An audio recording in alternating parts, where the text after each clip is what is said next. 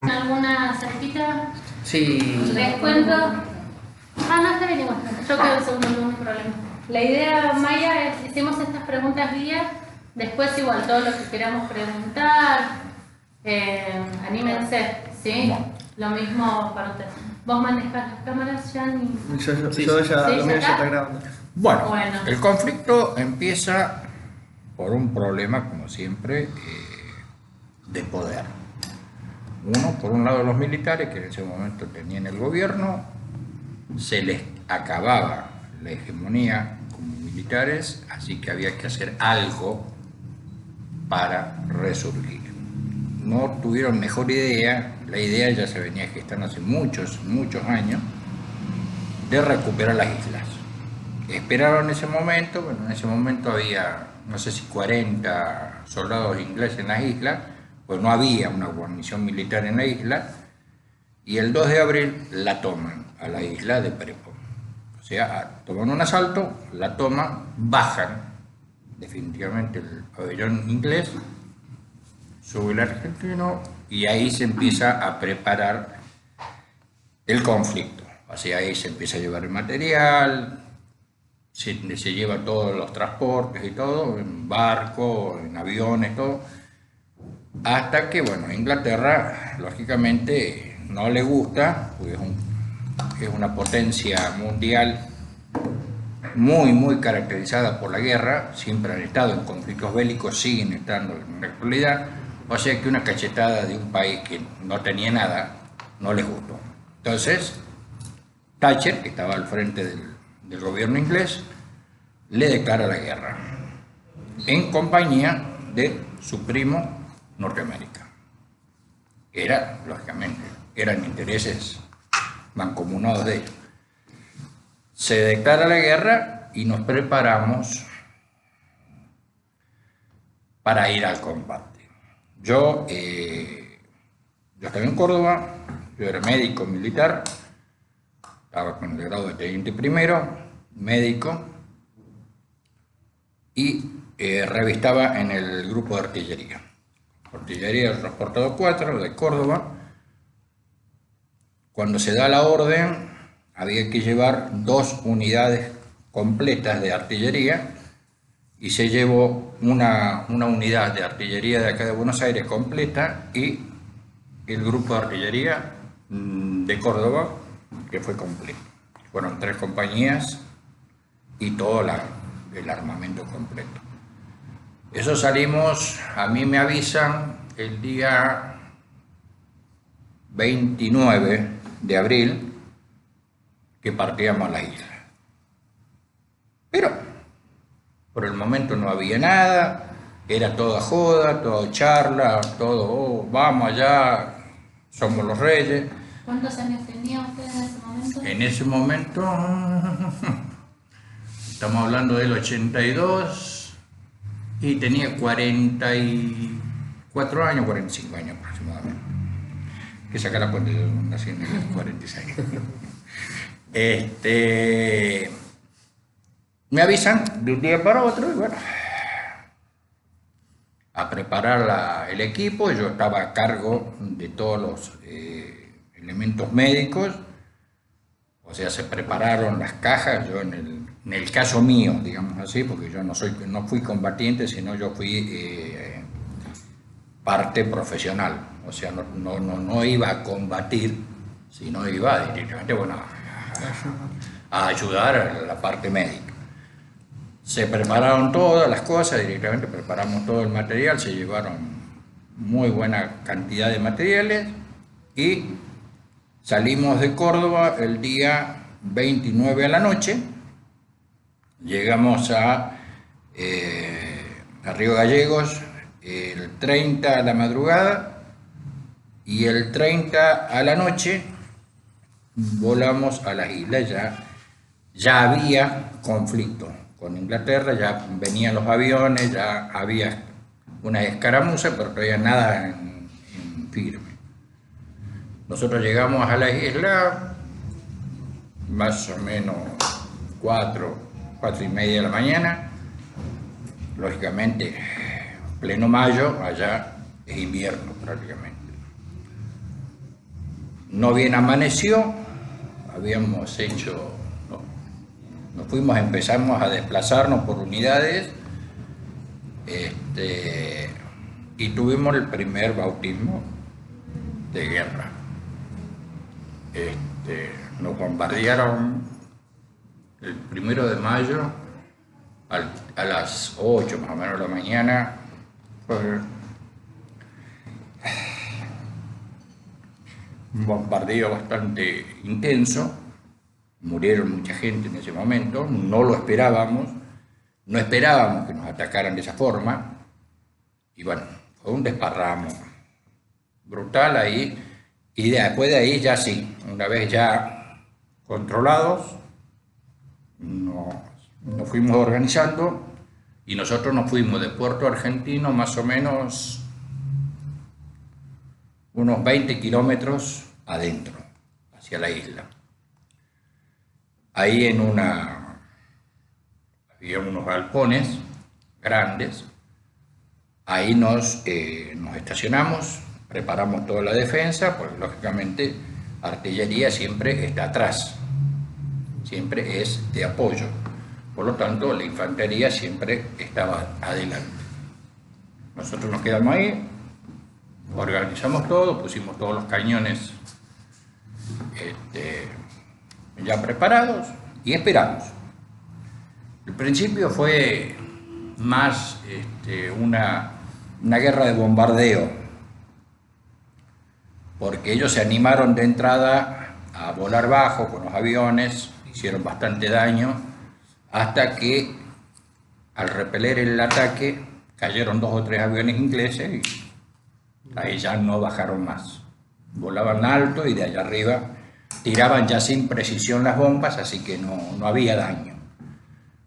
Pero, qué sé yo, nos tenían bastante con problemas, porque a la mañana nos tiraban con los aviones las bombas durante el día, y durante la noche tenían toda la costa de la isla, que eran las fragatas, que agarraban un sector de la isla y bombardeaban de lejos, no se acercaban porque sabían que los iban a voltear. Pero el ruido de los aviones durante el día, el bombardeo de la noche, prácticamente nosotros nos dormíamos poco. O sea, no había una tranquilidad en la isla. Si bien no había combate, pero no había tranquilidad. Bueno, no sé, eso fue el comienzo, no sé, ahora ustedes más o menos lo que quieran preguntar. Bueno, arranquemos con el principio, en la actualidad. Contame cuántos años tenés, de qué trabajás. ¿Ahora? Y bueno, ahora tengo 73. Hace ya 30 y... Estamos en el 19, ya hace 37 años que fue la gesta. O sea, soy médico, yo era médico militar, a raíz de Malvinas, bueno, después se repensó el tema, tuve unos años más en el ejército y me fui. Dejé el ejército porque no estaba de acuerdo con ciertas actitudes personales. No quiere decir que la institución tenga problemas, todo lo contrario, sino que yo no estaba de acuerdo en ciertas cosas y bueno, me fui. Me fui en el último año de capitán médico, estaba por ascender a mayor y me retiré. Me fui, directamente pedí la baja y me retiré del ejército. Hubo muchas cosas que me llevaron a tomar esa decisión. El mal manejo de Malvinas, pésimo manejo. Llevamos gente que no estaba preparada, llevamos criaturas a una guerra. Son héroes, sí, son héroes porque eran chicos, no estaban maduros, tenían 18 años. No maduros en el sentido de que tenían 18 años y ya sabían lo que hacían, pero no estaban maduros para ir a un combate, a una guerra, y ver lo que se vio. Entonces yo siempre he criticado, y lo lamento si alguna vez lo escucha algún milico, yo lo que siempre he criticado es que teniendo personal de cuadro se le dice a aquel que tiene grado militar, o sea, desde cabo hasta general, teniendo suficiente cantidad de personal de cuadro que están preparados para eso, eligieron llevar soldados que no sabían ni siquiera disparar, no sabían lo que era un fusil, no sabían nada. O sea, aprendieron allá en la isla, agarraron un fusil y tratar de desarmarlo y ver qué era lo que era, pues no sabían, no estaban preparados, hacían 3, 4 meses que estaban incorporados al servicio militar en ese momento. O sea, sabiendo lo que se venía, haciendo un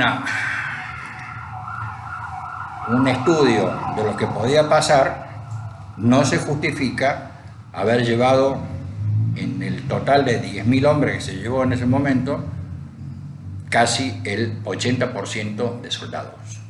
Soldaditos que ustedes lo habrán visto en algunas fotos, en algunas películas, en la cual van caminando, tirando las armas, porque lloraban porque eran criaturas, no tenían la madurez suficiente para aceptarlo. Por eso es que yo siempre he criticado eso, y después a raíz de eso yo tuve muchos problemas, si bien seguí en el ejército, porque yo me retiré en el 89 del ejército. Pero no compartía eso, no compartía las cosas que se escribieron. Hay muchos libros que se escribieron sobre Malvinas, que hay muchas cosas que no son ciertas. O sea, las han agrandado para justificar tal vez algunas cosas. Y sí, los chicos, eran criaturas lo que fueron. Yo tuve la suerte de tener un asistente que incluso hasta el día de hoy a veces nos comunicamos, que fue él el que me descubrió el lugar a donde podíamos estar tranquilos mientras que bombardeaban. Fue muy compañero mío. Ya era una persona grande, pero él me hacía mucha compañía, ese chico. Era un soldadito que me habían puesto de asistente a mí. Pero por lo demás, no. Yo he visto chicos, por ejemplo, como una anécdota, había una patología que se hablaba en la isla de los pies de trinchera. Los pies de trinchera son el congelamiento de los pies por la temperatura. Y al tener los pies de trinchera, los derivaban al continente porque no podían caminar. Entonces estos chicos, ¿qué es lo que hacían? Se sacaban los borseguí, las medias, y ponían los pies en el agua helada toda la noche, y al otro día, bueno, el resultado era el pie morado, hecho pedazos, no servía. Entonces se los mandaba al hospital de la isla, y de ahí en aviones, hasta que se pudo, se los mandaba de nuevo al continente. Hubo un caso dentro del grupo de artillería de un soldado que tuvo hepatitis, y 3 compañeros de él se contagiaron la hepatitis tomando el orín. Prefirieron tomar el orín infectado para contraer la hepatitis para que los trajeran de vuelta. Hasta ese grado llegó la desesperación de irse. No toleraban estar. Incluso llegaron a pegarse un tiro en el pie para volver. O sea, no estaban preparados. Anímicamente eran criaturas. No nos engañemos, eran criaturas. Fue una guerra. Sí. Fue una guerra mal organizada. Teníamos elementos, pero no se usaron. No había criterios. Los señores generales manejaron la guerra dentro de los búnker.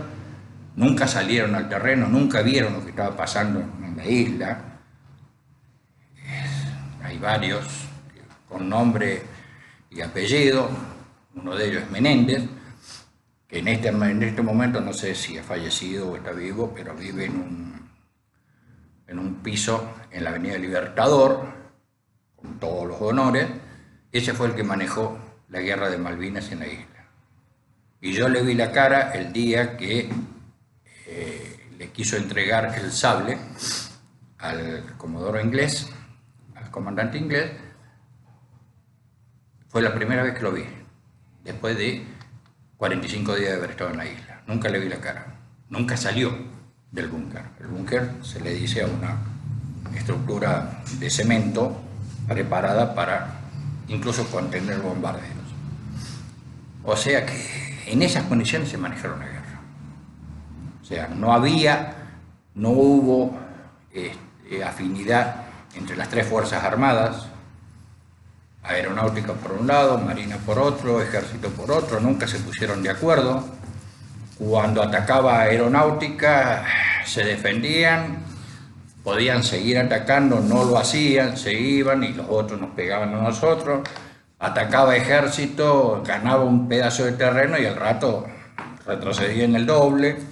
Y marina, ya te digo, yo a marina vi poco movimiento de marina. Los vi cuando yo volví al continente después de la terminación de la guerra. Bueno, no sé qué. La categoría o el rango que mencionaste, ¿fue la que combatiste en la guerra o tenías No, otro? teniente primero. Teniente primero médico, cuando estaba en actividad en la isla. Y volví como teniente primero. ¿Vos trabajabas en Córdoba? ¿Vos trabajabas en Córdoba? Estaba destinado en Córdoba. El militar está destinado en Córdoba con toda la familia. Va, en Córdoba, en el lugar que te mandan. Claro. En ese caso, yo, como había vuelto de la Antártida, después de haber estado 14 meses de campaña antártica, yo elegí el lugar. Quise volver al Hospital Militar de Córdoba, no me dieron, pero me dieron el grupo de artillería, que también era una unidad de Córdoba, de la capital, está en plena capital de Córdoba. Y bueno, la acepté porque era el hecho de traer a mi familia y dejarla en Córdoba en ese tiempo. Pero después de ahí estuve. Eso fue, yo volví de la Antártida en febrero del 82. Me dieron las vacaciones que me debían doble vacación, tenía 2 meses de vacaciones. Me dediqué a pasear todo por todos lados, a reinsertarme de nuevo con la familia después de haber estado 14 meses en el continente antártico. Y cuando me estaba queriendo aclimatar a la familia, vuelta de nuevo a la isla. Bueno, después del otro es capítulo aparte. ¿Alguna vez te imaginaste o pensaste que iba a haber una guerra en Argentina? ¿Se te cruzó por la cabeza? Sí, sí. Yo desde que ingresé al ejército y cuando empecé a ver la idiosincrasia militar, se sabía que en cualquier momento iba a haber un conflicto. Ya había estado en medio de un conflicto yo en el año 78 con Chile. Yo estuve en el famoso conflicto de Zamoré, el obispo de Zamoré, que fue el que apaciguó las aguas y terminó el conflicto con Chile, pues ya no estábamos por agarrar. Yo estuve en esa época en la Laguna del Diamante, prácticamente en el límite con Chile, en diciembre cuando fue el conflicto. Bueno, no pasó nada, quedamos ahí, pero fuimos todos. Yo hacía poquito que había ingresado al ejército cuando ya tuve el conflicto de Zamoré. Y después volvimos, pedí el pase, estaba en ese tiempo, estaba destinado en Mendoza, en una compañía de esquiadores. Ahí aprendí a esquiar, escalar, llegué a tener todas las distinciones de alta montaña, y con eso me concedieron la posibilidad de ir al continente antártico. Ahí me fui 14 meses solo, porque no se puede ir con familia, a base Primavera, y estuve desde diciembre del 80 hasta febrero del 82 en el continente. Y cuando volví, bueno, se arma el otro conflicto. Lo que pasa es que el militar vive de glorias pasadas, lamentablemente. Tenemos muchos buenos recuerdos, pero son antiguos. Modernos no tenemos nada. Quisimos entrar en la Segunda Guerra Mundial, mandamos gente, pasó desapercibido. O sea, no tuvimos ningún conflicto. En la Primera Guerra Mundial ni apareció Argentina, en la Segunda Guerra, bueno, ¿no? Con los países limítrofes estábamos siempre a las patadas, pero nunca en guerra, jamás. O sea, tenía que haber algo que justificara el accionar del militar. Si bien el militar, lógicamente, está para hacer una defensa interior del país, salvaguardarlo al país, y bueno, y tenerlo para las grandes ocasiones en las cuales haya que defender al país, no para salir a guerrear. Pero te enseñan desde el primer día que entras a la academia militar lo que es la guerra, lo que es el conflicto, y bueno, llegás a tener ganas de entrar a hacer lío. Y eso ya se veía venir. Después de lo que pasó con Chile, y que quedamos bastante bien parados ya, y acá había otro problema que fue el problema político argentino. O los militares largaban el poder o se perpetuaban en el poder. Entonces, ¿cuál era realmente el motivo que lo podía perpetuar de por vida a ellos en el poder? Recuperar lo que durante casi 100 años habíamos perdido, que eran las islas. Siempre las islas eran argentinas, pero acá no son argentinas. Seamos realistas, no son argentinas, nunca las tuvimos. Las habremos tenido unos meses, después vinieron los ingleses, nos pegaron una patada y nos sacaron de la isla y nunca más pudimos entrar a la isla. Hay un convenio internacional, no sé si todavía estará en vigencia o no, que al cabo de 100 años de que un gobierno se hace cargo de un territorio, si no hay demanda del legítimo dueño, se quedan con el territorio. Faltaba 1 o 2 años para completar eso. Así que también eso lo usaron de excusa para tomar la isla, porque ¿qué es lo que pasó? Al tomar la isla y al plantar la bandera argentina y sacar la inglesa, aunque sea por unos días, eso corta los 100 años. Entonces estamos de nuevo en el mismo conflicto. Ahora, lo que pasa es que en ese momento se pactó de que se formara un gobierno tripartito. Estados Unidos, Inglaterra y Argentina, los tres metidos en la isla. Y discutir a ver a quién le correspondía realmente la isla. Galtieri, que era el comandante en jefe, dijo que no. No lo aceptó, el gobierno tripartito. Vino el Papa, que vino a pedirles por favor que solucionaran las cosas medianamente bien. Tampoco le llegó el apunte, se fue el Papa y el otro día nos dieron con todo. El Papa se va a fines de abril, 1 de mayo fue el primer ataque inglés. O sea, aquí está todo preparado ya. No digo, la curia hizo lo posible por parar el conflicto. No le llevaron a la puerta, se fue. Y ahí se arma el problema. Ellos consideraron de que era fácil, pero no era como ellos pensaron.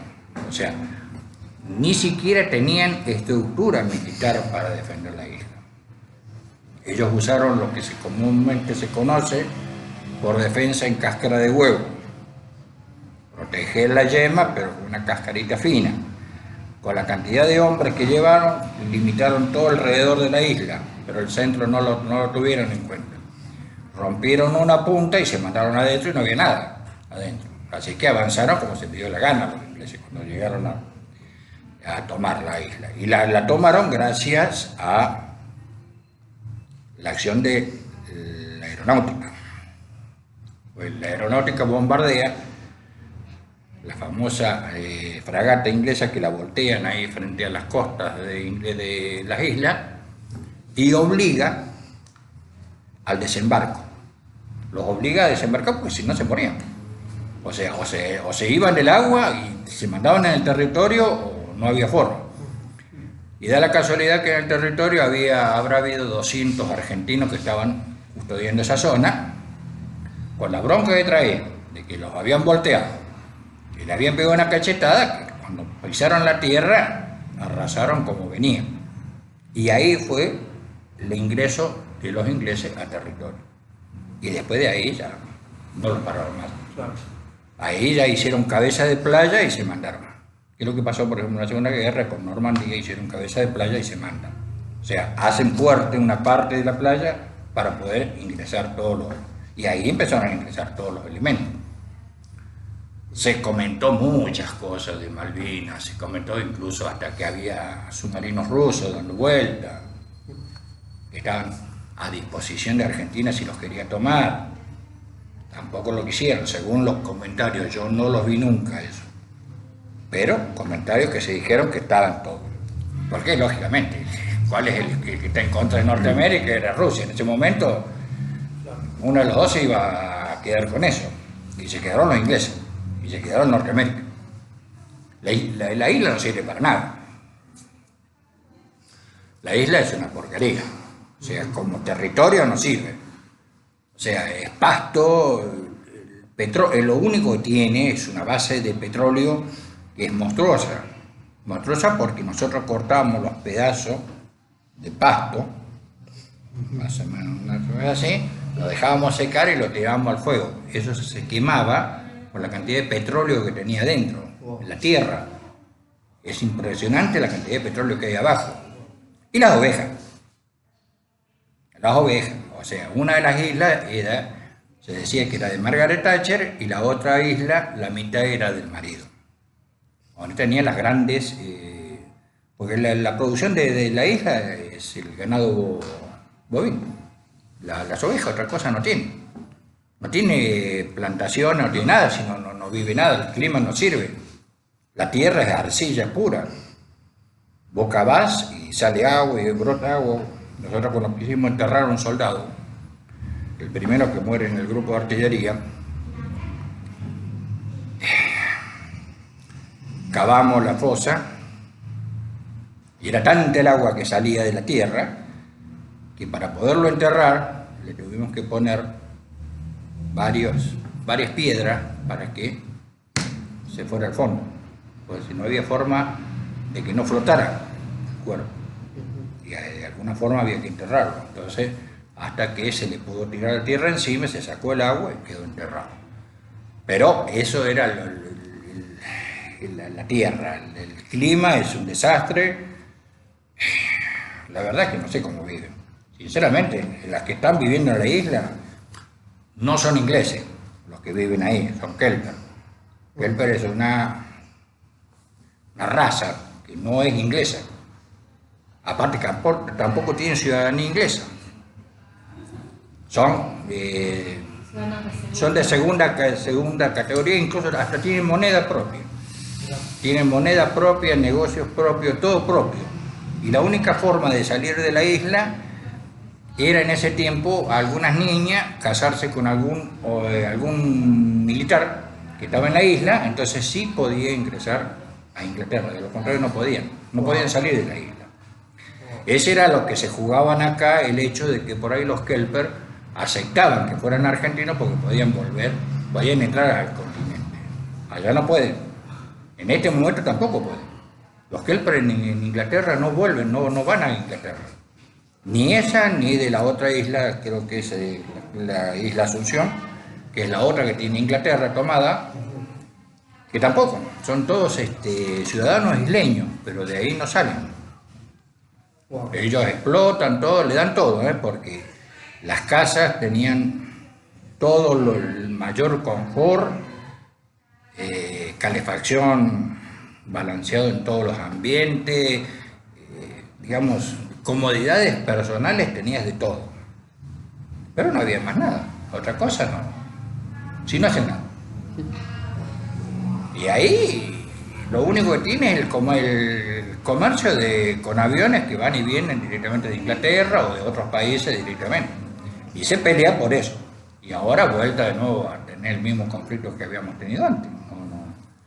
No la van a ceder. No creo. No creo porque yo estuve en la Antártida, muy cerca de esa zona. Hay una gran producción de krill. El krill es un bichito, como un langostino chiquitito, que hay por miles de millones de toneladas en esa zona.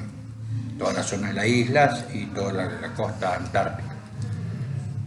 Ese krill se hace una harina especial y sirve para darle de comer a todo el mundo, pues tiene una variedad increíble lo que se puede hacer con ese bichito.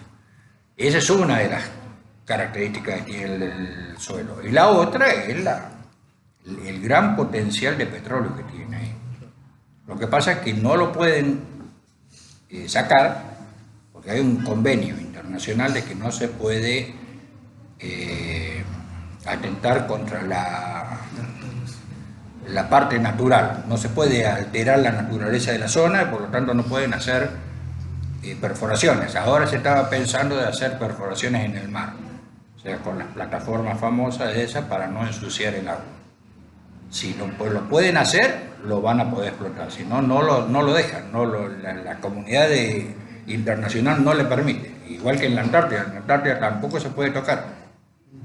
Y en la actualidad la Antártida no es de nadie, cada cual tenemos un pedacito, pero adjudicado ninguno. Nadie es dueño de la Antártida, porque es soberana, es eso del mundo. Eso es una reserva natural del mundo, igual que el Ártico, y el Antártido es exactamente lo mismo. No es nadie el dueño, están todos ahí metidos. Pues yo cuando fui había bases rusas, bases inglesas, bases de todo, pero ninguno es dueño. Todos van, aprovechan, hacen los estudios y se vuelven, nada más. Pero otras cosas no hacen en esa zona. Y ahí el problema de la isla es que no pueden explotarla como lo quisieran hacer. Hay muchos convenios ahora en la actualidad que se están tratando a ver qué es lo que van a hacer con esa riqueza que tienen la isla. Pero en este momento ya las tienen de vuelta ellos. Claro. O sea, no sé. ¿Le pudiste avisar a tu familia dónde ibas? ¿Cómo se lo dijiste? Que me iba. Fue un día al regimiento, me llamaron del comando de la Quinta Brigada. Me dice, bueno, usted por ser el médico de la unidad, vaya preparando las cosas porque en 48 horas nos vamos a las islas. Yo pensé que era una joda. Nunca pensé que era en serio. Cuando le vi la cara, bueno, me di cuenta de que no estaba hablando en broma. Y bueno, y acá tiene las listas de todo lo que tiene que preparar. Avísele a su familia porque usted en 48 horas partió.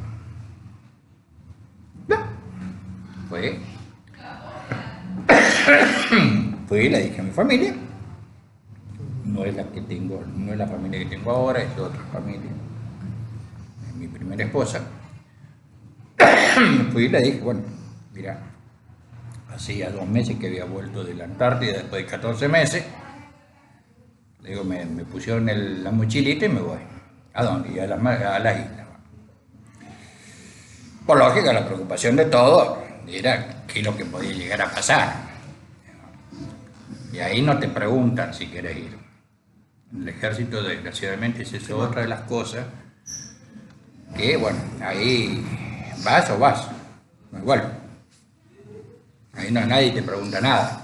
Ahí sos un número, sos un integrante de la fuerza y a donde va la fuerza vas vos. Ahí no hay vuelo. Así que bueno, le dije a mi familia, le dije, bueno, mirá, le digo, yo me voy, qué sé yo, ¿cuánto tiempo voy a estar? Ni idea. Así que el 30 de abril nos fuimos. ¿Y qué fue lo primero ¿Qué fue lo primero que hiciste o que hicieron cuando llegaron a las islas? Lo primero que hicieron. buscar algo a donde estar, porque hacía un tornillo, estaba lloviznando, era de noche, había mucho viento, pues eso es lo que caracteriza a la isla, es un viento insoportable, peor que en el sur. Y bueno, buscar algún lugar donde podemos estar ahí para pasar a lo mejor posible, hasta que aclarara para saber a dónde estábamos. Porque nosotros sabíamos que estábamos en el aeropuerto de la isla, pero no sabíamos cómo era el aeropuerto, si no, no se veía nada. Había luces, pero como estaba obligado de que no se prendieran las luces, así que íbamos todo en oscura. Hasta la madrugada que empezó a aclarar, bueno, y ahí ya nos empezamos a acomodar, y bueno, nos habremos acomodado, habremos caminado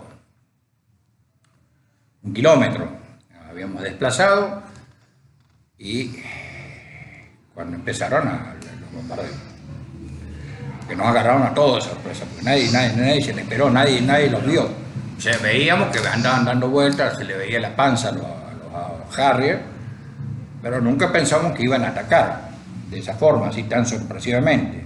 Y de golpe, bueno, se largó el bombardeo, agarró mucha gente desprevenida, murieron muchos en ese día, porque los agarró a todos completamente descuidados, desprovistos de nada. Hicimos todo lo que pudimos para aguantar, bueno, vino la Fuerza Aérea desde el continente, hubo bastantes combates aéreos en ese momento, naval no había ninguno, porque no había ninguna guarnición naval ahí que nos apoyara. Bueno, más o menos al principio voltearon un Harrier, bueno, ahí se quedaron tranquilos, ya no quisieron saber nada de venir tan bajo y empezaron a volar más alto y ya los bombardeos eran mucho más aislados. Con eso nos fuimos entrando en el terreno, que ya te digo, habremos caminado unos 10, 15 kilómetros de Puerto Argentino hacia adentro. Ahí ya más o menos ubicamos un lugar bastante bueno y ahí ya se puso toda la compañía directamente, todo. Éramos más de 200 y pico en total, todo el grupo de artillería. Ahí ya se empezó a emplazar todo directamente y empezar a buscar lugares más o menos para pasarla lo mejor posible. Pero te digo, el clima en sí, un desastre. Al principio la comida, más o menos. Después, nada. Pan, yo volví a probar pan después de casi un mes, más o menos, cuando volví al continente. No lo volví a probar nunca más. Comíamos unas galletas que habían llevado, que eran tipo galletas marineras, que no servían para nada, pero bueno, algo había que comer, los guisos que se preparaban como de costumbre, y bueno, y comíamos lo que podíamos y tomábamos lo que podíamos. Y yo perdí, en el conflicto de Malvinas, haber perdido unos 4 o 5 kilos, en un mes y medio. Sí. Volví finito, bastante flaco. Y ya venía flaco de la Antártida, porque allá, bueno, si bien se comía muy bien, pero no comíamos tanto. Pero teníamos de todo. Allá sí, veníamos de pasar 14 meses de lujo a pasar todas las privaciones que se pasó. Llegamos incluso a sacrificar corderos cuando se los podía agarrar, ¿viste? Porque ya los tenían todos montaña arriba, se lo habían llevado todo el ganado completo, así que los poquitos que se podían enganchar, bueno, vengan para acá y bueno, todo bicho que camina al asador directamente y se comía. Algo de carne se comía y bueno, y mercadería llegaba. Lo que pasa de que era mucha la cantidad de gente que había y bueno, se repartía lo que se podía, no era que faltó comida, sino que era demasiada la cantidad de gente. Pero por ahí se conseguía, cigarrillos, muy poco, se consumían los de la isla, eran todos cigarrillos importados los que tenían ahí en la isla, muchas bebidas, eran todas bebidas alcohólicas, porque ellos no toman ni vino, ni agua, ni nada, no toman gaseosa, nada, cerveza y whisky de todo tipo, eso sí había muy gran cantidad, cerveza mucha cantidad, y ahora digo, después la comida de ellos, que es es bastante desastrosa. Es la misma comida que después comemos en los barcos, directamente cuando veníamos para acá. Sí, que para mantener la silueta el pelo, ¿viste? Pero porque te lo dan es una especie como de puré de arveja, eso así verde, todo blandito, Claro. y unas chuletitas así, unas rodajitas de carne de cordero, fundamentalmente, porque son locos por el cordero, y si no de vaca. Pero las vacas no consumen mucho, ellos consumen más cordero. Pero ya te digo, eso era todo. Esa fue la comida que nos dieron nosotros. Menos mal que nos dieron de comer, o sea, Sí. pero en sí no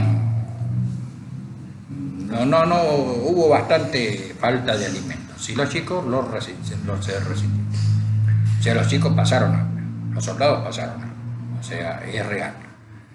O sea, no estaban muertos de hambre, pero no comían lo suficiente para aguantar Exigencia. la exigencia del clima, principalmente. El clima es asqueroso, es desastroso. Cada vez que nos íbamos acercando más hacia junio, era peor. Junio y julio son los peores meses de la isla. Es un frío insoportable directamente, no se aguanta el viento y el frío, es inaguantable, no hay con qué taparse. Entonces, bueno, te digo, no fue muy agradable. Para los chicos no fue, para nadie, porque nadie está acostumbrado a ese clima. Yo venía de un clima frío, a mí no me hizo tanto problema. Adaptarme, para mí estaba bien yo, porque el clima de Malvinas es muy similar al Antártico, así que incluso mejor. O sea, yo estaba bien. Pero hay gente que no estaba acostumbrada, que venía de Chaco, venía de Corrientes, venía de toda esa zona calurosa, meterlo en un freezer y bueno,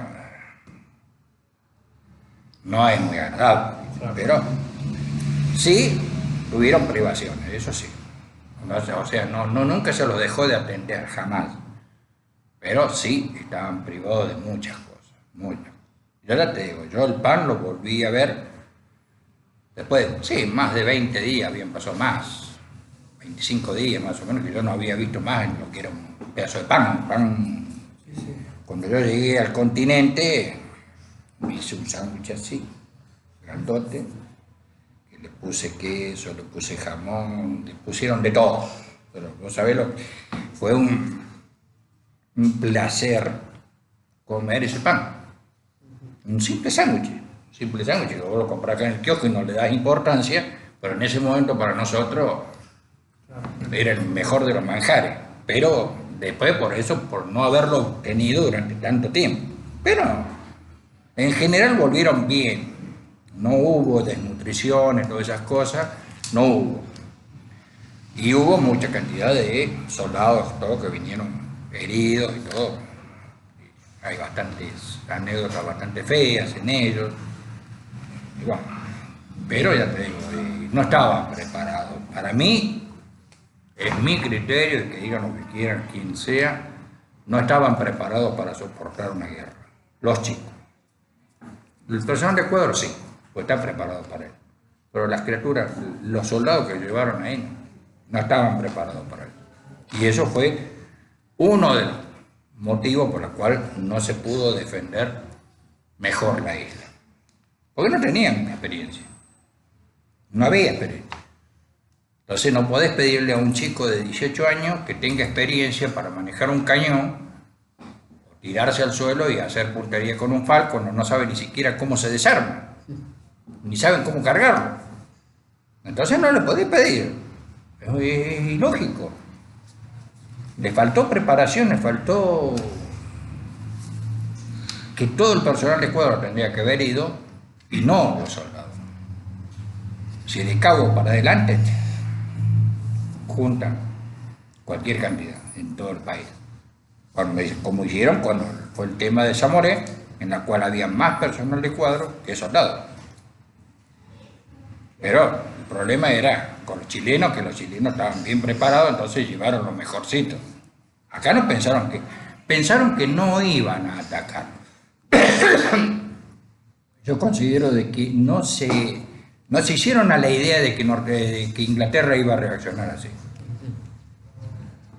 Y después estuvo el tema del Belgrano.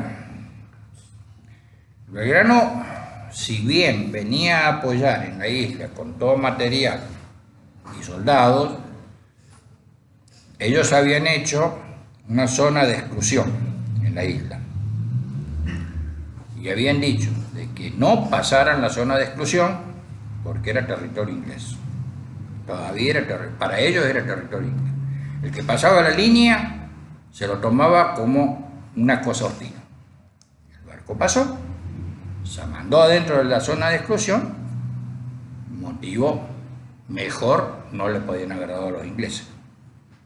Se lo pusieron ahí al barco en medio de la nada, le metieron 2 torpedos y abajo con todo. Y murieron más de 200 y pico allá. Y eso fue la excusa de Inglaterra para entrar ya definitivamente en guerra. Porque ellos no tenían todavía preparado a entrar. Pero ya con eso ya chao, ya estaba declarada la guerra y ahí se metieron con todo. Pero eso nos vinieron oleadas de ingleses. El Belgrano no sabía de eso. El Belgrano sabía. Lo que pasa es que no se sabe por qué se metió en la zona de exclusión. No se sabe. No se sabe si tenían las cartas suficientes como para saber a dónde estaban navegando, o se metieron equivocadamente o se metieron de prepo, pensando que no los iban a atacar. Pero era lógico, los otros estaban esperando la excusa para entrar. Y la excusa se la dio lamentablemente el Belgrano. Y yo justamente con el gemelo del Belgrano, yo crucé la Antártida, o sea que lo conocía los barquitos, eso era una cáscara de nuez. Lamentablemente era una cascarita de nuez, eso le pegaba un bombazo y se partía al medio, ya eran de la Segunda Guerra Mundial esos barcos. Tanto el Belgrano como el que yo fui a la Antártida, que me cruzó todo el mar. Ya te digo, eran barcos viejos, no teníamos nosotros armamento nuevo en la parte naval. Únicamente las torpederas que estaban acá, que yo las vi, ¿sabes cuándo? Cuando estaba ya arribando a Puerto Madryn.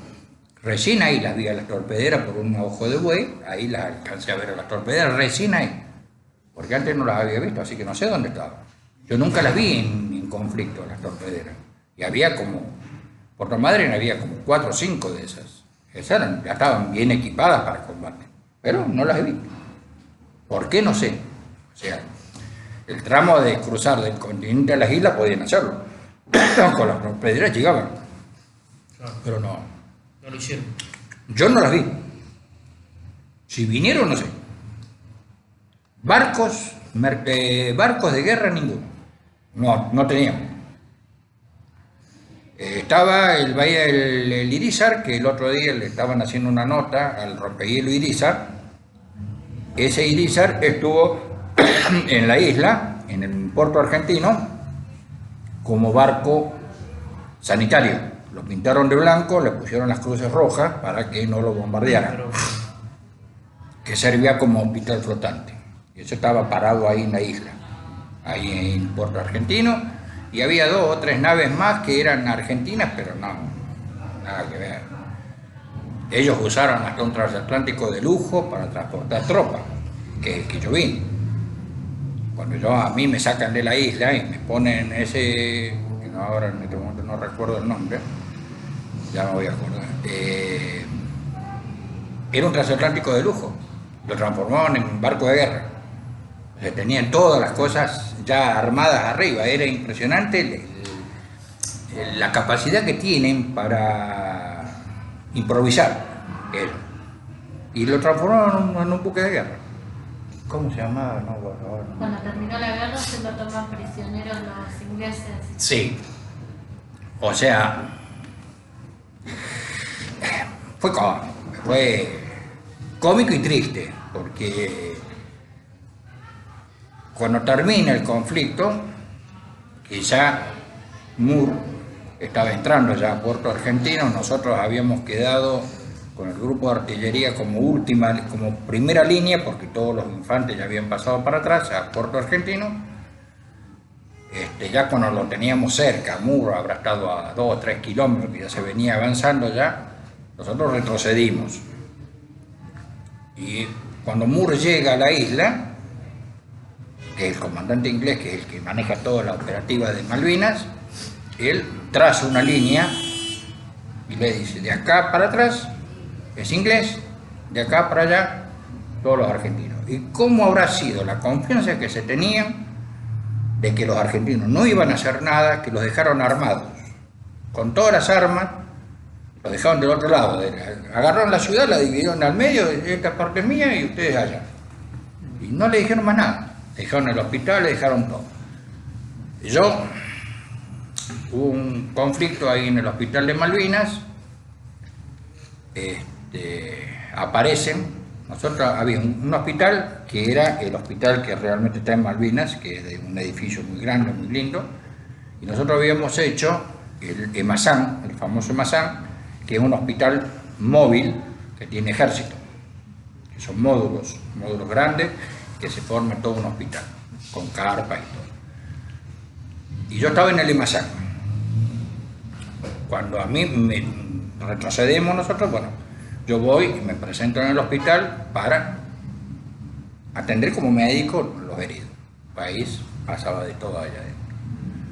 Entonces a mí me destinan a una casa que estaba enfrente del hospital, en la cual estaban los soldados heridos que se estaban recuperando. Entonces me dicen, atiéndalos, nosotros vamos a seguir acá. Bueno, perfecto.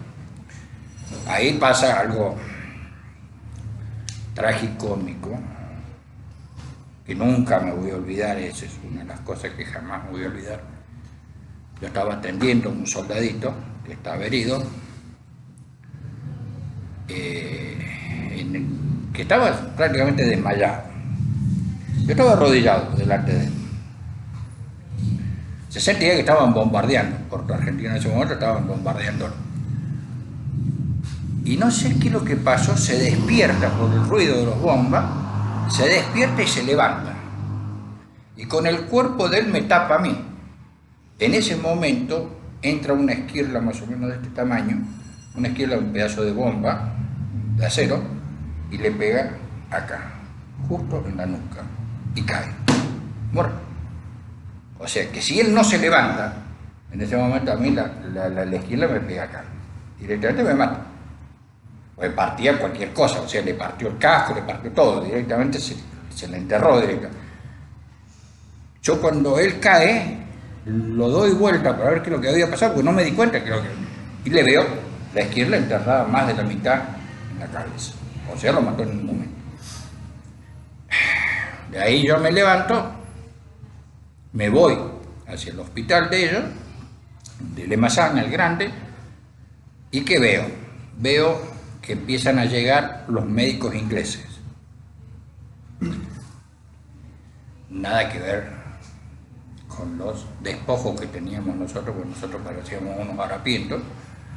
Ellos venían con unos uniformes brutales, unas mochilas más o menos de este tamaño, con todo el instrumental completo para trabajar como médico en cualquier lado. Llevaban los cinturones con cosas de cuero directamente, con bolsillos de cuero, donde llevaban de todo tipo de comida, o sea, para mantenerse en el combate durante 72 horas sin necesidad de ningún tipo de apoyo. O sea, ellos quedaban aislados durante 72 horas, tenían comida, todo completo y elementos como para curar. Entonces, ¿qué es lo que hicimos? Nosotros lo mejor que pudimos hacer es ir a charlar con ellos, a ver la maravilla de la tecnología médica que traían ellos. Entonces yo me recalenté.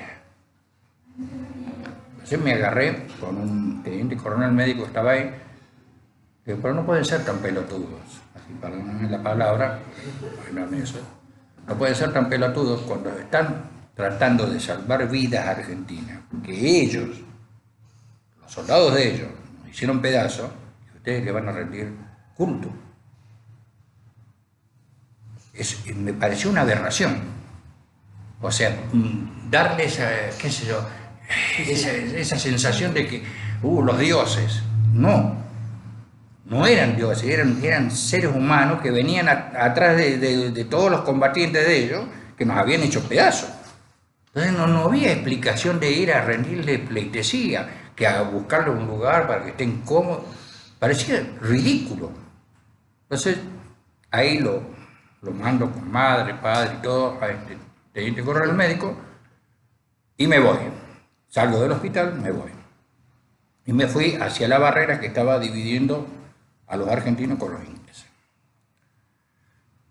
Ahí, cuando llego, tiro la pistola, que bueno, nunca la usé, porque no sabía si me iba a reventar en la mano, porque una pistola vieja, toda oxidada, era un desastre. Bueno, tiro la pistola y le doy la seña de que me entregaban. Claro, ellos no me habían visto las cruces.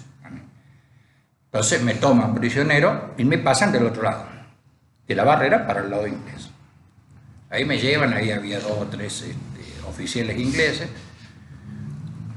Vieron que tenía estrellas, directamente se dieron cuenta que era un oficial, entonces me apartaron. Y estábamos ahí, lógicamente me invitaron para que se vieron, no se los acepté.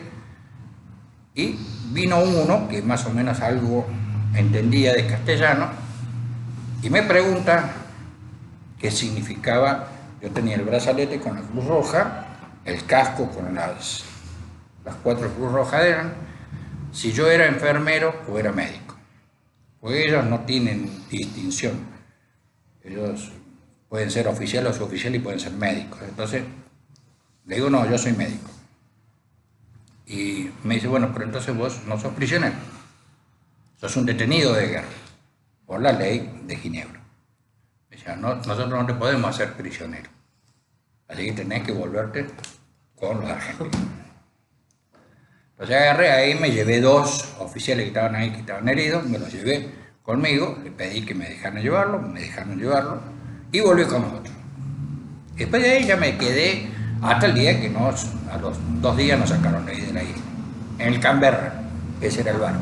Si lo buscas en los anales de Inglaterra, está como un barco de transatlántico de lujo, el Canberra.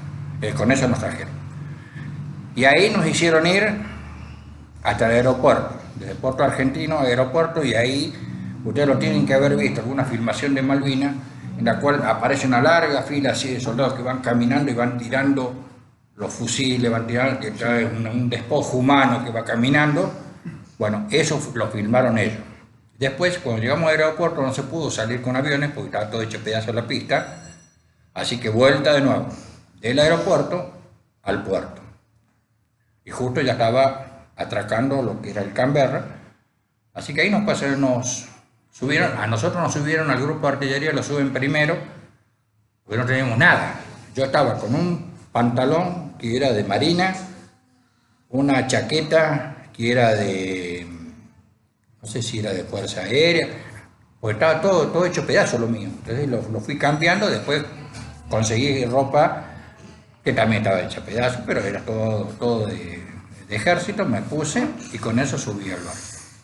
Y después de ahí estuvimos navegando 3 días, desde Puerto Argentino hasta la costa, porque no podía entrar si no le daban la confirmación de que no lo iban a atacar. Pues lógicamente, nos bajaban a nosotros porque quedaba toda la fuerza inglesa arriba del barco. Los tipos querían tener la tranquilidad de que no iban a ser atacados y que iban a dejar a los prisioneros y se volvían. Y ahí fue que estuvieron uno de Suiza, el otro de Guatemala, y no sé qué otro más intervino de la Cruz Roja Internacional, y pararon el problema y le dieron la seguridad de que no iban a ser atacados, entonces no bajaron. Atracó el barco, directamente bajamos todos, los heridos, todo. Terminaron de bajar, pegó media vuelta, la estaban custodiando las cañoneras argentinas, las torpederas, y lo dejaron mar abierto y se fueron ellos. Se volvieron a las islas a seguir llevando gente. Mucha gente pasó de Puerto Argentino a Uruguay y mucha gente fue a parar a Inglaterra. Los que ellos querían, los que ellos buscaban, directamente se los llevaron a Inglaterra. Algunos, la mayoría, quedaron en Asunción, en Uruguay, y después de ahí volvieron a repatriar otros. Nosotros nos llevaron ahí a Puerto Madryn, y llegamos al mediodía más o menos, entramos, y a la tarde, como no teníamos nada, pues no teníamos nada ni siquiera qué ponernos, nada de abrigo, porque teníamos hecho pedazo todo, el equipo completo estaba. Nos llevaron en camiones de ahí a Trelew, al aeropuerto de Trelew. Y ahí ya nos estaba esperando un Hércules, unos panzones esos grandotes que están acá, y nos trajo de Trelew acá. Palomar. Llegamos a la noche, nos metieron en camiones, todos cerrados, para que nadie nos viera. Nos llevaron a Campo de Mayo, a la escuela de infantería del Campo de Mayo.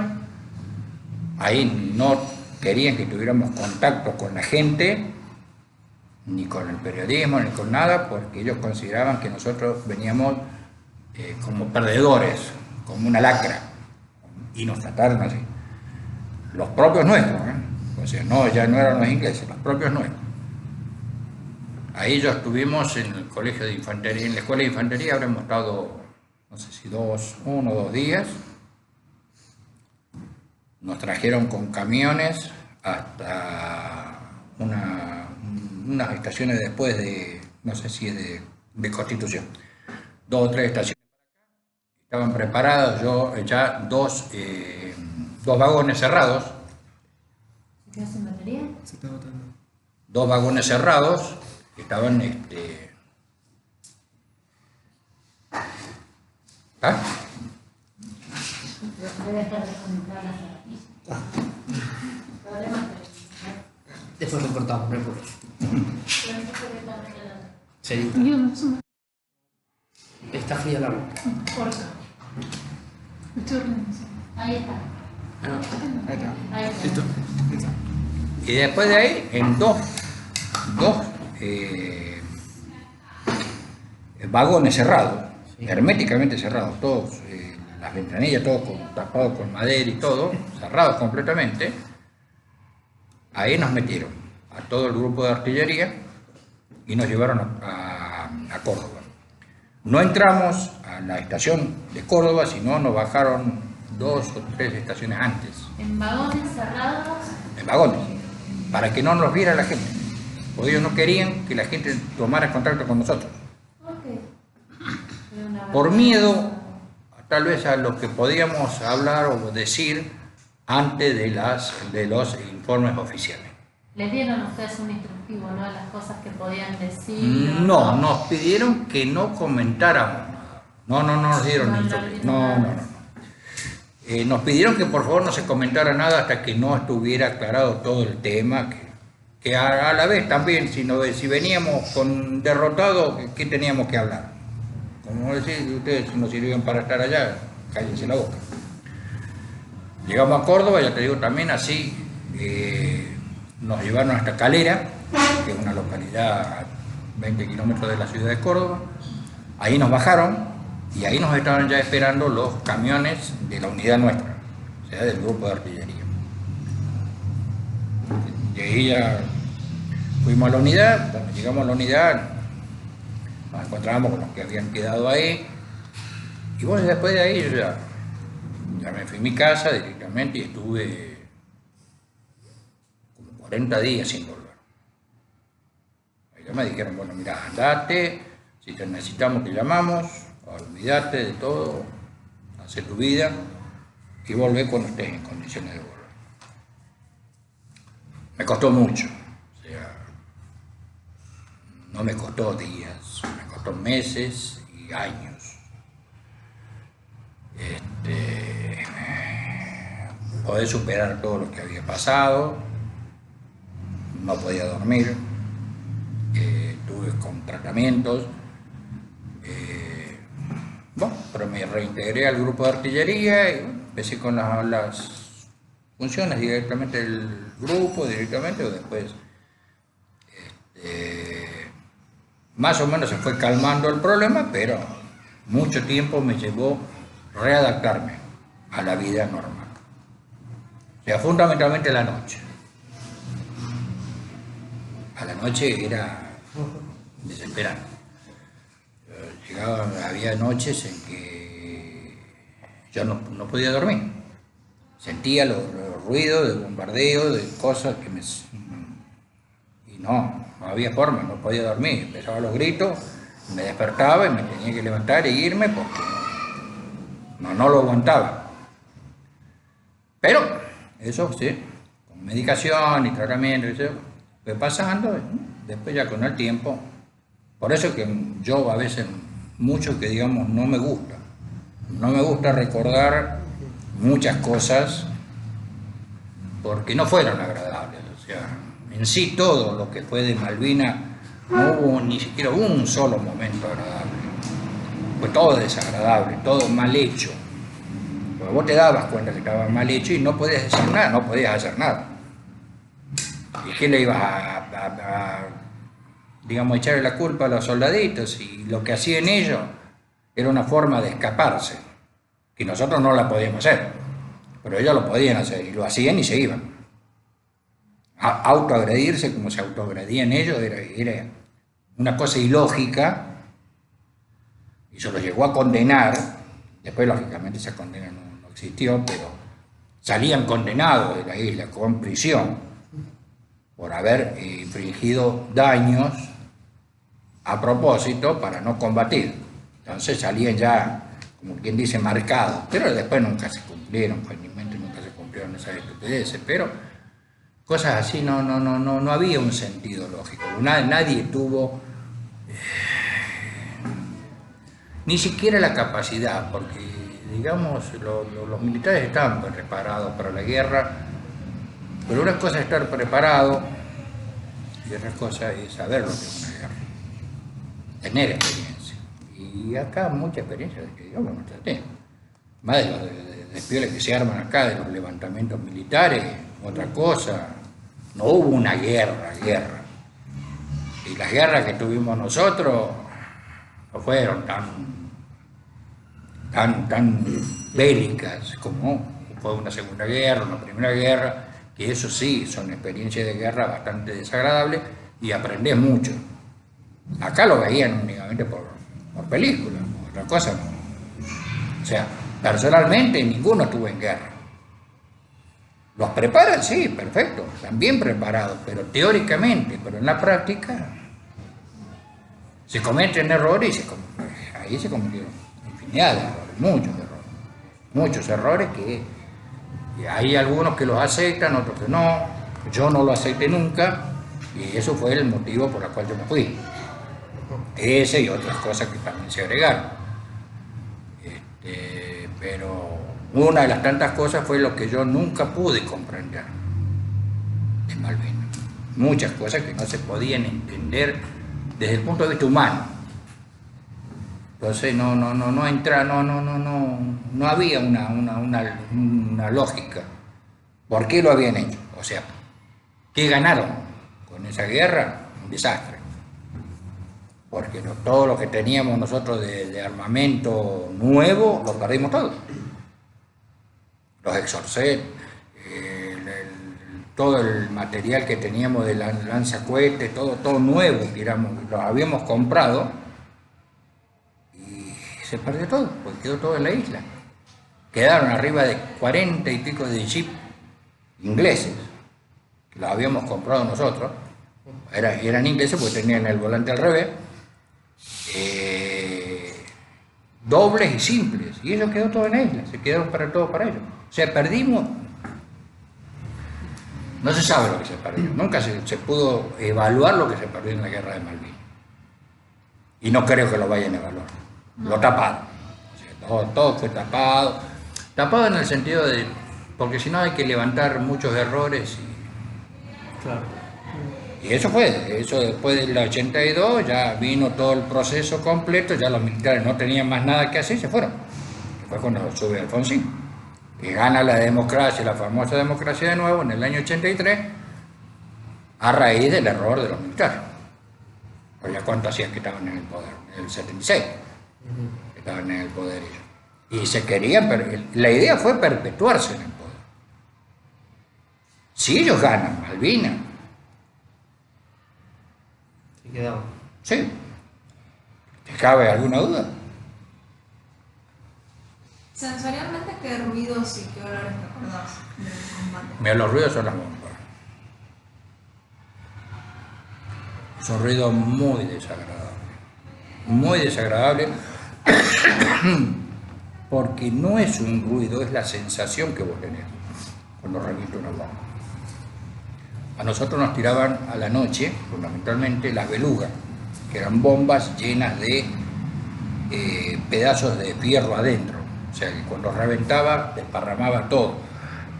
O sea, no solamente mataba por el impacto en sí de la bomba, sino por lo que desparramaba, porque reventaban en el aire. Eran peligrosísimas porque cada vez que tiraban, si había gente ahí parada, directamente te causaba unas heridas infernales directamente. Y de esas yo, como anécdota, tengo la última noche, que estábamos ahí en Malvinas, la última noche de combate, después de lo que me había pasado con un soldadito, me voy y ya estaban tirando las belugas, me tiro, al costado de donde estábamos nosotros acampando había puesto como una especie de veredas, de cercos de material. Entonces, pensando que era un cerco de material, voy y me tiro ahí al costado, porque yo digo, bueno, para que no me agarren las belugas, levanto así la vista, eran todas cajas con munición de guerra, de bombas. Me levanto, veo otro, en el medio de la oscuridad veo una cosa negra, como que era un paredón, me tiro y vuelve de nuevo a hacer todas cajas con bombas. Así, cara, que pase lo que pase. Me levanté y gracias a Dios no me tocó nada. A mí no volví sin un rasguño. Incluso en ese momento íbamos a trasladar a un soldado que estaba muy grave y me mandan con un jeep a trasladarlo hasta Puerto Argentino, entonces, con un oficial. Cuando ponemos la camilla no nos damos cuenta de lo que había abajo de la camilla. Eran todas cajas con bombas, estaban cargadas en el jeep. Pasamos con el jeep, íbamos por es una costanera la que tenía ahí, pasamos por el jeep y un bombazo de una fragata nos pasó por atrás. Le pega a la casa y vuela a la casa. Si a nosotros nos agarran con todo el cargamento que teníamos de bomba arriba del jeep ese, ni el apellido queda, nada, porque volábamos en el aire. Pero fue un instante, pasó así, yo dije, bueno, si no me han matado a mí hasta ahora, no me matan más. Y efectivamente, gracias a Dios, hasta el día de hoy jamás. Y yo después de eso ya dije, basta, se terminó para mí, no quiero saber más nada. Pero ya era el cansancio, el agotamiento y la famosa, digamos así, persecuta de la guerra, o sea, la sensación que te queda de un conflicto bélico.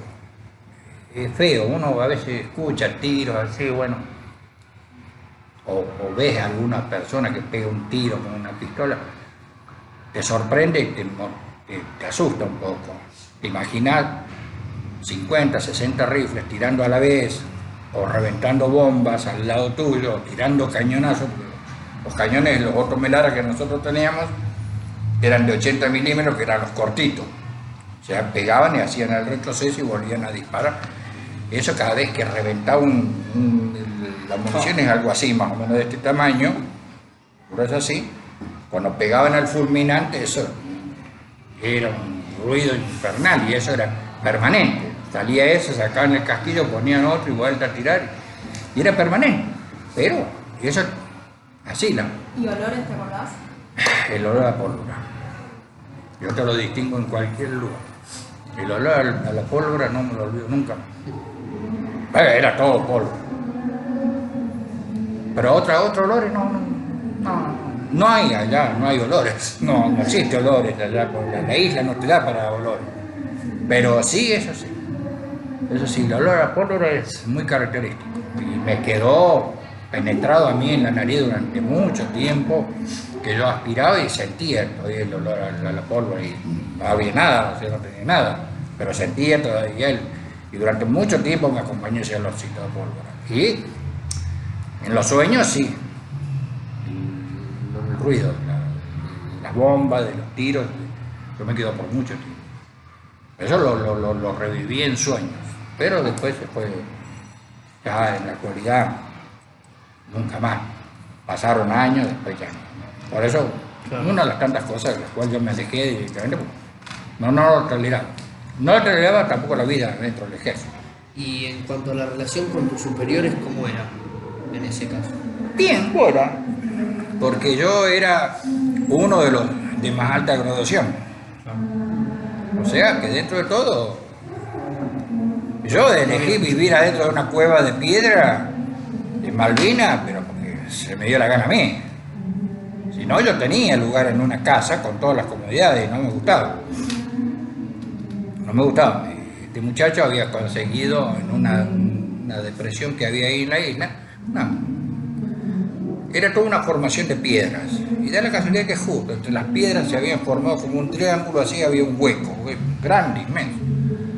Este chico fue, lo limpió, lo arregló, lo acondicionó y ahí vivíamos ahí. Teníamos de todo, llevábamos toda la mercadería, todo ahí. Teníamos las bolsas de dormir, así que no había ningún problema. Ahí estaba bastante calentito. Eso es otra de las cosas que aprendí en la Antártida, que vos pones una vela, tapás todo, pones una vela adentro y la temperatura se te mantiene a 0 grados. No baja.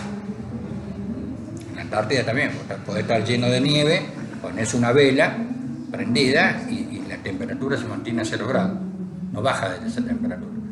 Entonces no te congelás. Entonces ahí ponemos una velita y dormíamos lo más bien. Pero una cosa es dormir a 0 grados en la tierra y otra cosa es dormir a 0 grados adentro de una casa, ¿viste? No, hay una pequeña diferencia, ¿viste? Pero no, la relación en sí con ellos nunca hubo problema. Jamás. ¿Cómo fue la transición para volver a tu vida cotidiana, desde la guerra hasta la actualidad? Mira, al principio fue muy difícil porque no había forma de homologar la vida antes y después de Malvinas, porque antes era una cosa, después ya fue como. Antes yo era el teniente primero médico, tenía la jerarquía de oficial y dentro de todo tenía las prebendas propias de un oficial de ejército. Después de Malvinas, quedaba lo mismo, que fuera un general, que fuera un cabo, lo mismo. O sea, habían perdido el cascarón ese de la autoridad. Para mí lo habían perdido. A mí me pasa. A otros no sé, pero a mí me pasó eso. O sea, yo no podía mantener el poder de la autoridad de ellos después de lo que yo había visto. Entonces no me gustó directamente, así que para mí me daba lo mismo un cabo que un general, no le llevaba la punta. Y después de ahí después de ahí me fui del grupo de artillería, a los 2 años me fui del grupo, me fui a un escuadrón de caballería ahí en Malagueño, en Córdoba, y ahí ya estuve más tranquilo, ya me alejé del grupo de artillería, ya cambié de gente, para colmo yo ya era capitán, el jefe del escuadrón de caballería era un mayor, o sea que estábamos ahí nomás. El segundo jefe del escuadrón era otro capitán, así que estábamos en el mismo grado, ya había otra jerarquía dentro del escuadrón, y ahí sí, ya me habitué, estaba bien. Lo que pasa es que en esa época mi ex esposa, que ya fallecida ya, contrae cáncer. Entonces ese problema, que fue bastante serio, me alejó un poco, digamos así, de los espioles propios de estar en la fuerza. Entonces se me tenía mucha contemplación por eso, todo, había problemas, entonces fui olvidándome, o sea, iba volviendo más a la vida civil que a la vida militar. Y después, bueno, por un problema que hubo, a mí me dan el pase de Córdoba, me dan el pase a San Juan. Entonces, yo me rebelo, yo le dije que no iba a aceptar ese pase. ¿Por qué? Porque ya hacía 11 años que yo estaba con la tropa, que yo estaba en los cuarteles y que yo quería volver al hospital a donde estaba mi función principal, que era la de ser médico, que yo ya la estaba perdiendo por estar tanto tiempo con la tropa. Entonces me dijeron que no, que tenía que esperar un año en San Juan hasta que se volvieran a abrir los libros de pase y que me iban a pasar recién al Hospital Militar Mendoza. Y no me gustó. Le dije buenos días, hasta acá llegamos, señores, no les debo nada, no me deben nada, yo me voy. Pedí la baja y seguí cobrando los sueldos durante 3 meses hasta que salió oficialmente en el boletín oficial la baja mía y después ya. En la actualidad mantengo el rango, o sea, yo nunca lo pierdo, yo siempre voy a seguir siendo, hasta la muerte, siendo capitán. En este momento me junto a veces con gente de Malvinas y sigo siendo el capitán. No soy ex capitán por más que me haya ido del ejército, o sea, mi jerarquía sigue vigente. Pero, cosas que a mí no me interesa. Y todo lo que tengo de la vida militar, él la vio, ya sabe lo que es el sable. El sable oficial que está colgado en un cuartito. Pero de Malvinas no. Malvinas di las cosas, las regalé, no quería saber nada. Regalé la campera, que era una campera judía. Regalé el casco, que no sé dónde fue a parar realmente. Todos los correajes propios, digamos, y el armamento. Todo lo que había traído de Malvinas lo di, lo regalé, lo tiré. No quería saber nada. No. O sea, siempre fue una negación para mí. Desde el momento que yo pisé de tierra de nuevo, fue una negación total con lo demás.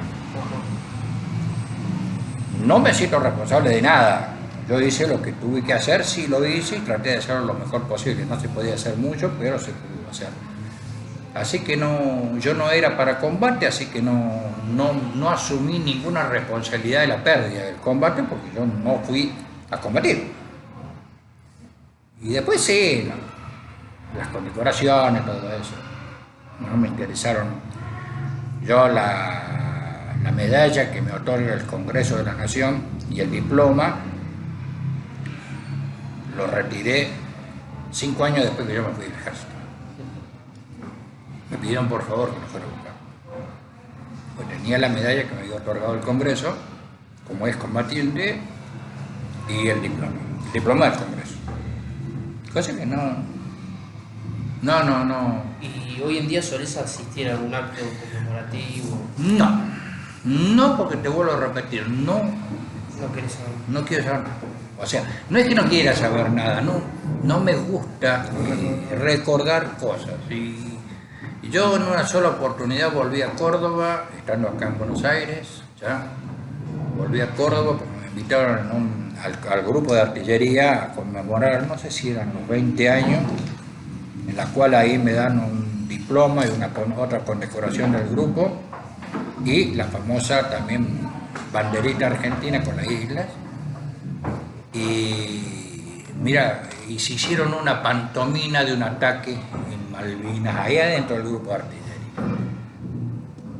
Salí tan descompuesto, tan mal, anímicamente, que me dice, la madre de ella, ya en ese tiempo estaba ella, me decía me preguntaba qué me pasaba. No, le digo, me voy porque no lo banco, no lo aguanto.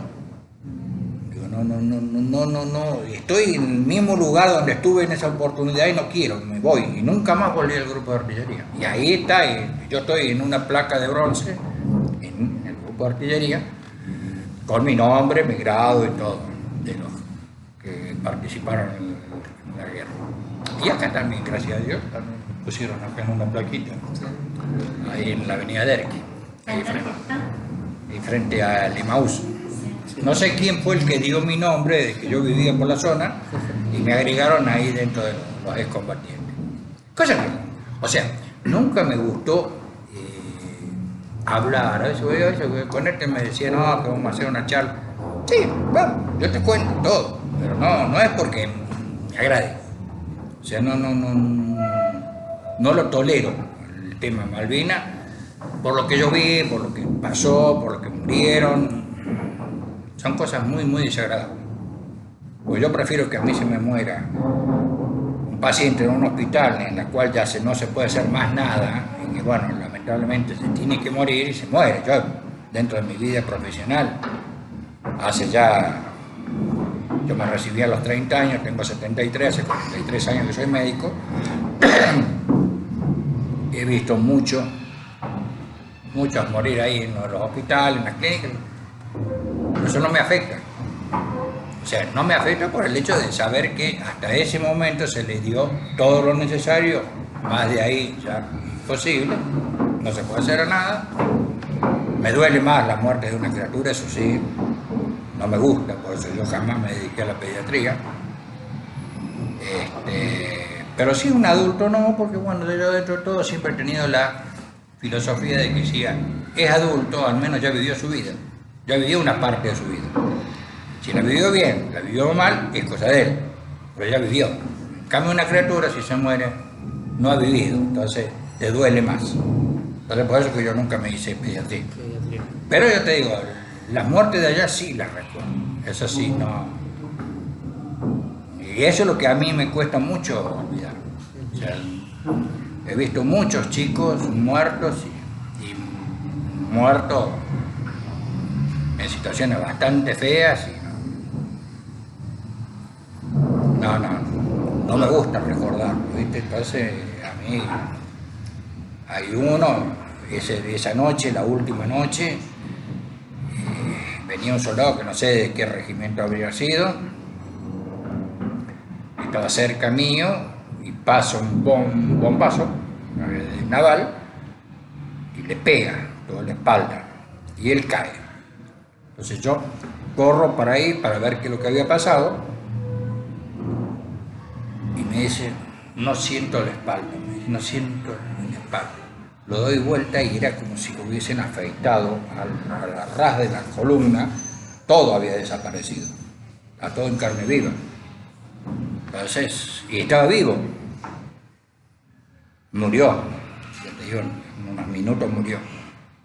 Pero esas cosas así, después otros que murieron también, el que me salvó prácticamente a mí, son muertes muy violentas, muy sin sentido. Yo los considero que son muertes sin sentido.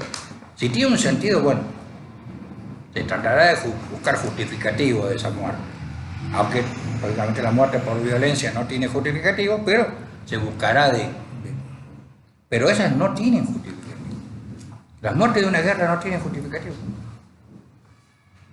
Porque matan por matar, matan por ganar algo y no es la lógica. En cuanto a los fallecidos, ¿cómo era el tratamiento de la identificación? ¿Se identificaba el cuerpo, se anotaba o simplemente se dejaba? Ese es otro de los versos, y hasta que a mí no me demuestren lo contrario lo voy a seguir diciendo porque yo lo he visto. Hubo una tumba común, hecho por las maquinarias de los ingleses allá en la isla, que hicieron una fosa grande y levantaron todos los muertos que fueron recogiendo de la isla, los traían en los chinguillos. No sé si vos sabés lo que es un chinguillo, es una red inmensa que se cuelga de los helicópteros y en el aire se puede abrir para vaciarla. Esos son los que se usaron también, que dijeron en el tiempo de la subversión, para tirar los cuerpos en el Río de la Plata, esos famosos chinguillos. Y ellos, yo lo he visto, por eso que te digo, o sea, a mí no me lo van a venir a contar, yo lo he visto, que venían los helicópteros ingleses y abrían los chinguillos y tiraban los cuerpos en esa fosa común. Y después, cuando se llenó toda la fosa, se cubrió. Por eso que yo te digo, el famoso cementerio de Malvinas es una mentira. Es una mentira porque los cuerpos no están ahí. Los cuerpos no sé bien dónde están. Cuando yo los vi, era la zona donde estaba el famoso hipódromo de la isla. Ahí fue donde yo los vi que los tiraban. Los tiraron, no los enterraron, los tiraron. Los juntaron y los taparon. Sí. Está bien, le dieron sepultura. Perfecto. Dentro, a su forma le dieron la sepultura. Pero el cementerio de Malvinas es una gran mentira. Lo único que tiene de verdad el cementerio son los nombres. De los que se perdieron en la isla se sabe todos los nombres. Se le puso a cada cruz blanca se le puso el nombre. Pero eso lo permitió Inglaterra no por gusto de ellos. Se lo permitió por lo que lo presionaban internacionalmente que lo dejaran. Pero yo te puedo asegurar que si se remueve todo el cementerio de Malvinas no hay cuerpos. Por ahí hay algunos, pero no todos. Y vos ves la foto del cementerio de Malvinas, sí, y hay más de 200 cruces puestas ahí. Todas con nombres, sí, son gente que murió en la isla. Pero no sé, yo considero que no están ahí, porque yo los he visto cuando lo estaban descargando a los cuerpos. O sea, no los enterraron ahí donde está el cementerio. El cementerio está en el otro extremo, cerca de lo que era antiguamente el aeropuerto. Y a ellos la fosa común estaba del otro lado de la isla, del otro lado de Puerto Argentino. Más o menos unos 2-3 kilómetros de Puerto Argentino. Ahí los enterraron. Eso sí, yo sé. Sé porque el hipódromo de la isla fue la base que usó Moore para juntar todas las tropas que venían. Y ahí acantonaron, después tomaron la isla. Y el día que toman la isla, él sale de ahí del hipódromo y se va hasta donde estaba el otro payaso, vestidito, parecía un muñequito de torta, sí, con el sable corvo en la mano de los generales, ofreciéndole la rendición. ¿Quién era el? Menéndez. Menéndez. El inglés agarra el sable, lo tira, se lo acepta, lo tira, da la orden de que bajen el pabellón argentino, suban la inglesa, lo saludan, pero me da vuelta y lo ignoró totalmente. Lo ignoró directamente, no le llevó ni la punta. Y ahí tomaron ellos todos digamos así, los lugares potencialmente que les interesaba nada más. Pero no, son buenos combatiendo, los ingleses son muy buenos, muy profesionales, y terminó la guerra y se terminó el conflicto. O sea, no toman represalias. Eso es lo único bueno. Con la gente no tomaron represalias. De los que quedaron. O sea, nunca le faltó comida, nunca le faltó atención. Bueno, o sea, digamos, le daban lo mínimo necesario para un prisionero de guerra, nada más. Pero no tomaron ninguna. Eso de que decían que le sacaron fotos en los barcos, que los hacían desnudar, en el Canberra no ocurrió. No ocurrió porque yo estaba ahí dando vueltas directamente, yo no era prisionero, yo tenía la posibilidad de caminar y andar por adentro del barco, sin ningún problema, sin meterme en los lugares donde estaban ellos, pero yo podía andar, y a donde estaban los soldados entré varias veces y no había nada de raro. Y no me comentó ninguno de los soldaditos que venían ahí, ninguno me comentó nada raro. Después dijeron que le habían sacado fotos desnudos, que se bañaba, cosas desagradables porque no venían al caso eso. Pero yo siempre tuve duda de cómo habías conseguido las armas, el sable y ¿el sable mío? Bueno, el sable me lo dieron cuando yo ingreso al ejército. Es el sable, que no sirve para nada, ¿viste? Pero es una hojalata, pero es vistoso, es bonito, es lindo, ¿viste? Pero es pintón, pero nada más, no tiene, es una lata. No, eso te lo dan cuando salen con el grado de oficial. Yo salí con el grado de teniente primera, así que me lo otorgaron a eso, y toda la ropa y todo. No, eso te lo da la unidad cuando vos vas, te destinan a una unidad, normalmente el médico o todo lo que sea de fuerza de apoyo usa pistola. Todos los que van de combate usan armas largas. No, te lo dan, te lo otorgan hecho. No te dijeron nada, ¿no? Yo no te lo podés quedar. Te lo podés quedar si te vas el día de mañana, de lo que dejan de recuerdo. Pero como yo los mandé al diablo y me fui de prepo, no me dejaron llevar nada. Eso no. No, yo por eso no tengo la pistola, no la tengo. Y en cuanto a lo que se dice de Malvinas, usted habló de la subversión. Por lo que usted percibió en Malvinas, ¿hubo también un planteamiento ideológico por parte de la cúpula de la dictadura en aquel momento? El planteamiento ideológico de ellos para mí era la perpetuación en el poder. En el poder.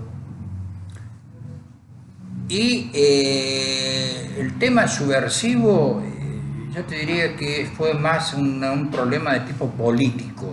Ujú. ¿Por qué? Porque la subversión se levanta por una fuerza política armada, que es el peronismo. El peronismo le dan las armas desde afuera, Sí.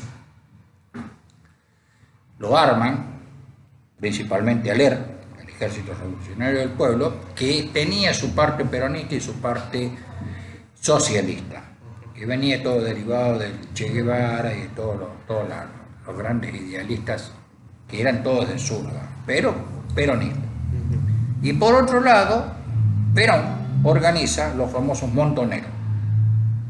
Los montoneros era el brazo armado del peronismo en el tiempo de la subversión. Sí. Entonces empieza un revanchismo.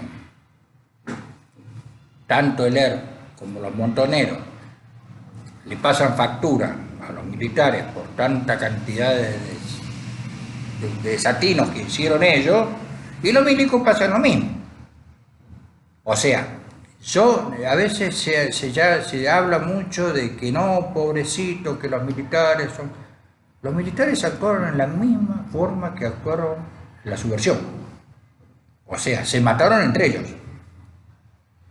a su modo, con tácticas un poco desagradables. Yo he estado en los famosos campos de prisioneros, sabía lo que les hacían y sabía lo que le hacían a los militares que agarraban. O sea, sabía lo que los militares le hacían a los subversivos y sabía lo que los subversivos le hacían a los militares. O sea, era una pelea de revanchismo entre ellos. Pero era más político que otra cosa. Estaba manejado desde afuera. Argentina fue manejada desde el año 55 para adelante desde afuera, desde Puerta de Hierro, desde España. Y sabemos quién estaba en España y quién volvió. Y da la casualidad que cuando vuelve no puede bajar en Ezeiza porque se agarran a tiro entre las mismas fracciones del ERP y los montoneros, que no se podían ver entre ellos, y eran peronistas los dos, y se agarran a tiros ahí en Ezeiza, que Perón termina bajando acá en Morón, en la base aérea de Morón. Pues si no, lo iban a matar en Ezeiza si bajaba.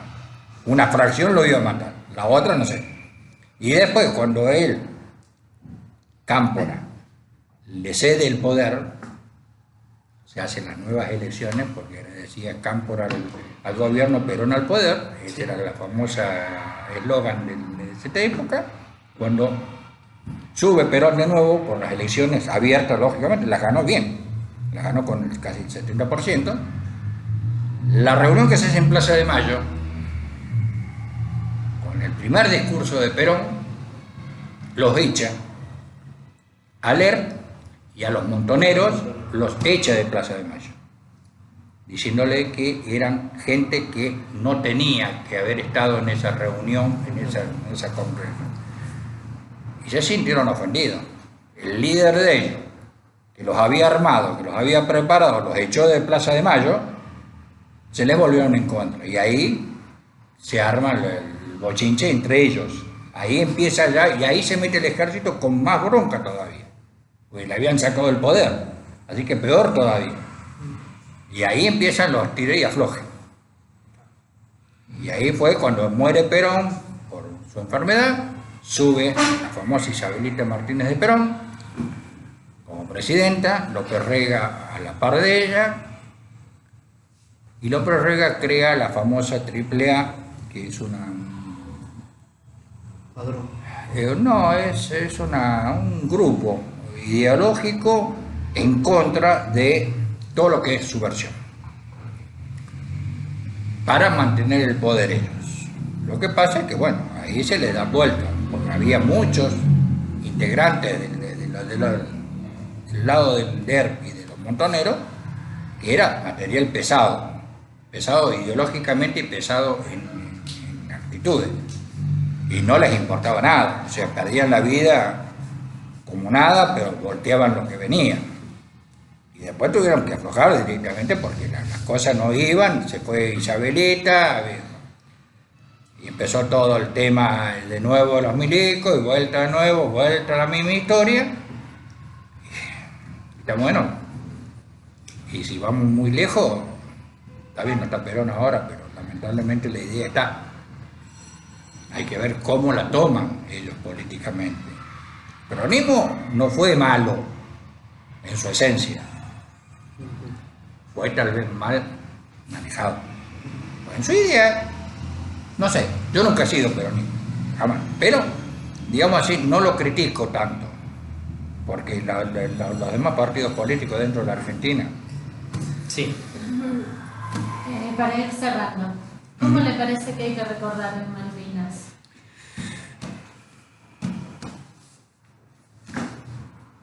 Recordando a los chicos, no los soldados. O sea, homenajeándolos a ellos, pero no la gesta militar, no como una gesta militar, no como la guerra de las Malvinas, sino como un recuerdo a la gente que murió por un principio básico que es la guerra, directamente, pero que no tenía por qué haber muerto. O sea, rendirle homenaje a ellos, porque a los militares de grado, no sé hasta qué punto, a aquellos que tuvieron en la injerencia de organizar la guerra de Malvinas, no estamos hablando de todos, pues, sí. Hay mucha gente que no tuvo participación en lo que se gestó ahí, y las cabezas habrán sido 10, cuanto mucho.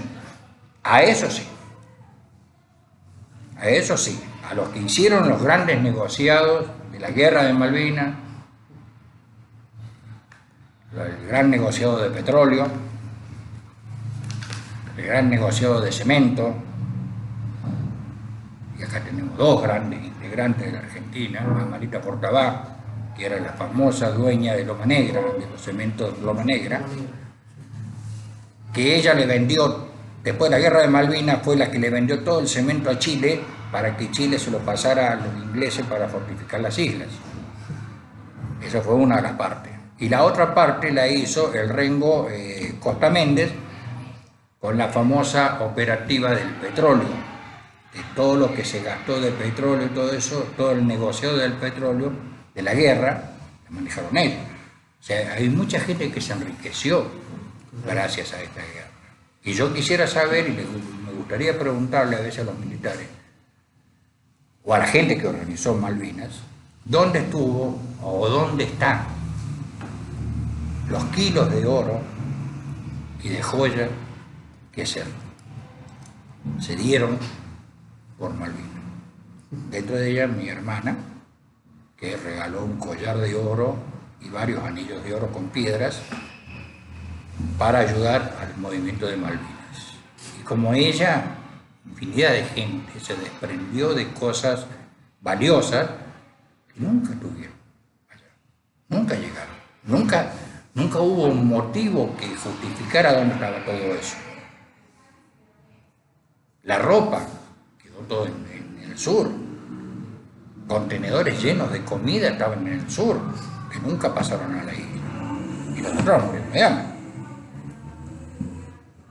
Entonces, hay responsables. Por eso te digo, para mí la gesta Malvina no es para honrar, es para discutir y revolver y ver quién realmente, como estamos acostumbrados, a buscarle realmente la culpa real de Malvinas. Hay muchos responsables de Malvinas. Algunos han muerto, otros no. Y algunos que ya están, por decir, están muy gaga y ya, por más que les pregunté, no te van a decir nada. Claro. Pero para mí es un recordatorio para mí a los soldados, otra cosa. No existe otro motivo para rendir cuentas del Malvinas. Fue ni siquiera fue una guerra, fue un combate que duró 40 días, 45 días aproximadamente, y después nada, no dejó nada. Pérdidas, muerte y sin recuperar nada, sin conseguir nada, porque no se consigue nada. O sea, no existe. Ahora, si vos vas a invertir tanta cosa, tenés que tener algo que lo justifique. Por eso es que yo a veces no me gusta hablar de Malvinas, porque está bien, yo cobro una pensión como veterano de guerra, pero yo lo tomo como algo económico que no es una trascendencia. Y lo cobro porque me obligan a cobrarlo prácticamente. Es una pensión que fue dada directamente por el Congreso. Pero no es que yo lo sienta como que yo lo gané. A eso lo uso, sí, lo uso, perfecto. Pero no me siento como que yo lo gané a eso. Y a veces te cuesta aceptar muchas cosas. Por eso que yo de Malvinas trato de no recordar. O sea, hablar sí, pues se puede hablar mucho. Pero trato de no recordar porque a mí me quedaron muchas experiencias muy, muy desagradables. Entonces no son lindas. Hay otras cosas que se pueden acordar mejor que la guerra por ejemplo, de Chile, que claro, terminamos la guerra en un asado brutal directamente con dos bidones de 200 litros de vino, con los chilenos. Eso fue bárbaro, ¿viste? Abrazándonos con los chilenos ahí en medio de las cordilleras. Pero a eso sí es lindo acordarse, que no pasó nada, ni un tiro tirado. No se tiró ni un tiro. Pero lo otro ya no, hubo muerte, no, hay muertes que no se justifican. Eso es lo que duele. Y eso es lo que dejó lamentablemente Malvinas. Bueno, muy bien. ¿Hay más nada? Infinitamente agradecidos por habernos... Espero que no me escuchen los milicos porque me van a matar. Guárdalo.